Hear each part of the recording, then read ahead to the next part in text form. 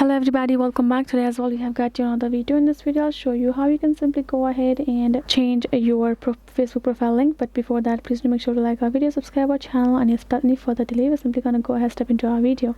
For the matter, what you're gonna do is simply gonna go ahead first access your Facebook, and afterwards tap on this profile icon with your horizontal line in top right corner, and tap on the settings icon on top, and now tap on this Meta Account Center just right over here,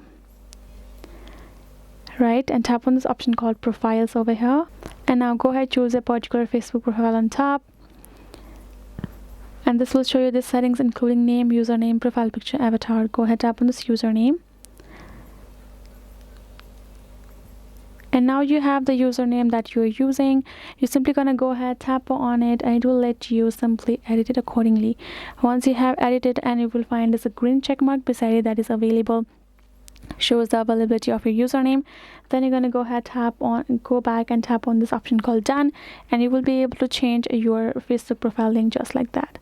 So that is it, guys. Hope this video was helpful to you all. Thank you so much for watching, and I'll see you guys in our next video.